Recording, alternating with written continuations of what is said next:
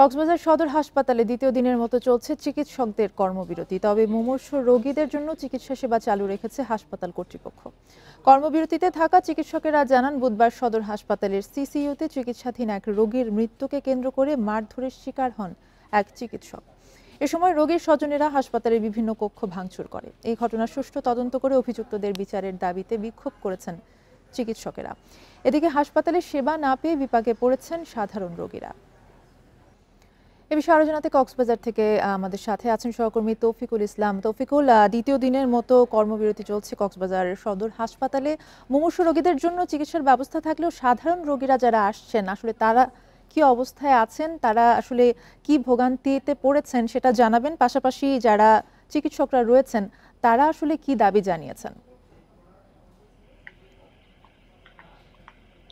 শুরুতে চিকিৎসকের দাবি নিয়ে শুরু করছি। আজকে সকাল থেকে আমি সদর হাসপাতাল এলাকায় ছিলাম এবং কিছুক্ষণ পরপরই যে সদর হাসপাতালে যে সকল ইন্টার্ন চিকিৎসক রয়েছেন তারা মিছিল সহকারে কক্সবাজার জেলা প্রশাসকের কার্যালয়, পুলিশ সুপার কার্যালয় সহ এখানকার হাসপাতালে এসে তারা বিক্ষোভ করেছেন এবং তারা বলছেন যে ডাক্তারকে যেই দুর্বৃত্ত বা মারধর করেছে তার শাস্তি দাবি করেছেন এবং তাকে অবিলম্বে গ্রেফতার দাবি করেছেন। পাশাপাশি এখানকার পুলিশ দুইজনকে, প্রথমে 4 জনকে আটক করে 2 জনকে জিজ্ঞাসাবাদ শেষে ছেড়ে দিয়েছে। এখন 2 জন আটক আছে বলে আমরা জানতে পেরেছি। এবং এই যে চিকিৎসকদের বিক্ষোভ কিংবা কর্মবিরতির কারণে এখানকার যে স্বাস্থ্য সেবা অনেকটা বিঘ্নিত ঘটছে।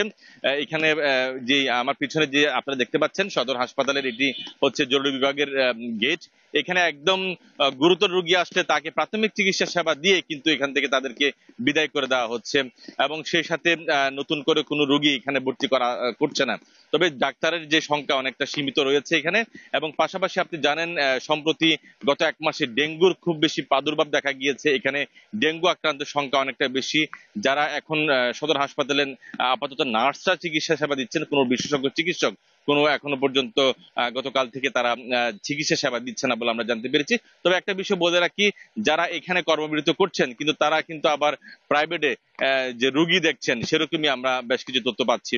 তো আসলে সবকিছু মিলে হচ্ছে ডাক্তাররা চাচ্ছেন তাদের উপর যাতে হামলা না হয় এবং তারা নিরাপত্তা চায় এখানে, যাতে তারা নির্বিঘ্নে স্বাস্থ্য সেবা দিতে পারে। পাশাপাশি যারা রোগী আছেন এবং রোগীরাও চাচ্ছেন যাতে ডাক্তাররা তাদের কর্মবিরতি প্রত্যাহার করে আবার যে স্বাস্থ্য সেবা যে সহজীকরণ বা আবার তারা পুনরায় রোগীদেরকে সেবা দিবে, এরকমই একটি প্রত্যাশা করছেন। তবে সবকিছু মিলিয়ে হচ্ছে এখন পর্যন্ত যে কর্মবিরতি রয়েছে এখনো পর্যন্ত সেটি তারা প্রত্যাহার করেনি, ডাক্তাররা তাদের কাজে যোগ দেয়নি।